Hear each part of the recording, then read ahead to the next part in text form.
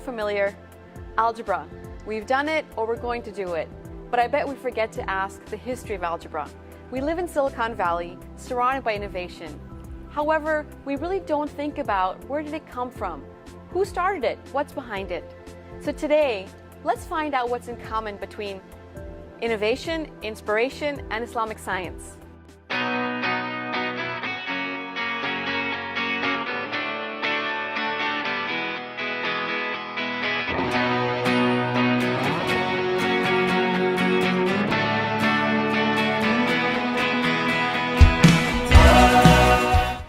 So we're in Silicon Valley's Tech Museum with Roqua Montez. You know, Roqua, I understand the Tech Museum has specifically chosen this exhibit. Could you tell us a little bit more about it? Absolutely. The Tech Museum's mission is to inspire, provoke thought, educate, and inform. And we think that Islamic Science Rediscovered does all, if not more, of this. So why was this particular exhibit chosen? Was it particular parts of it, or what was the objective behind it? It's really about information. It's really about empowerment. It's really about education. As you know, in fact, at the beginning of the program, you asked a very poignant question.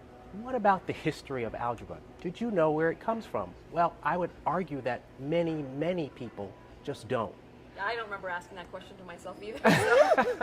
Well, I have to tell you, it has its origins in the Islamic world, as do so many of the other great and compelling inventions and discoveries that we now take for granted. I actually walked in the exhibit, and that's exactly what I thought of. I saw almost every subject covered, not just math, knowledge, so much more. Far beyond math, engineering, optics, flight, you name it. It has its origins in a very, unfortunately, forgotten part, but very important part of our history. History that, frankly, I didn't know very much about until experiencing this exhibition. I guess that's also true because we're so used to being focused in our history, our own local region. It's not about being self-centered. I think it's that we just become more self-centric and we forget really that there's a bigger place, a bigger world, and things have come from multiple places. I heard something about a camera. There's something very special about that. Could you give me a little bit more about this? Absolutely. The camera actually has its name from the Arabic word kamara. Oh. In addition to that, again, I think you hit on a very important point. We are very narrow in our thinking. This exhibition hopes to do damage to that narrowness and open up in a very big way the fact that the very important creations, discoveries, and compelling things that you and I take for granted today all are the result of very collaborative minds from around the world. So what was your favorite part of the exhibit?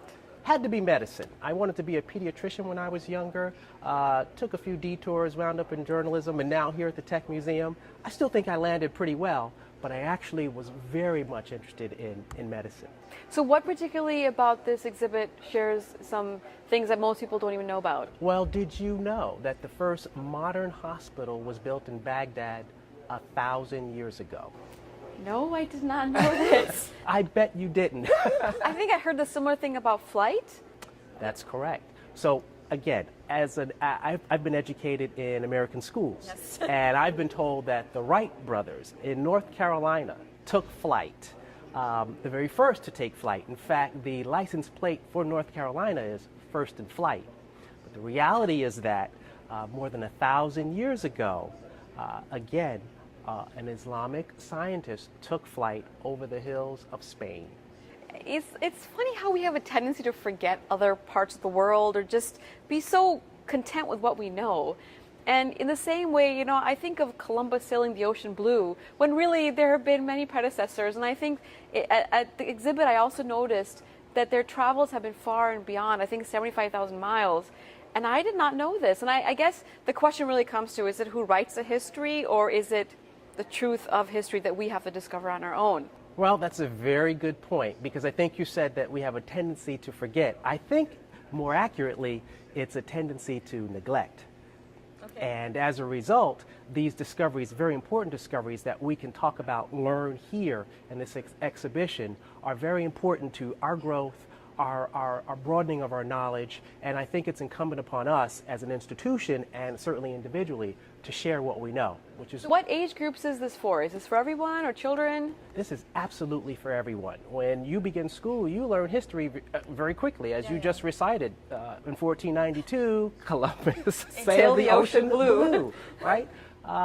So I would say that we absolutely need to introduce everybody to this very hidden and or neglected knowledge. So any particular age group? Because I think that you also have some exhibits that are hands-on for children as well as adults. Yes, the interactives, we've got more than 40 interactives here. And again, they're at a height where a student who's 6, 5, 4, 8, 25 can touch the screen and learn just so much in the course of 3 to 5 minutes. So what's the time frame that this exhibit covers?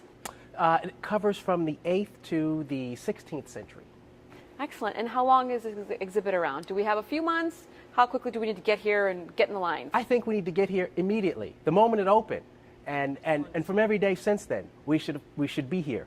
The reality is that it will be here at least through the holidays. So again, I say come fast, come soon, come often. Absolutely. So having said that, I think you have to come truly visit the Tech Museum for yourself. Find out the truths about innovation in Silicon Valley and around the world.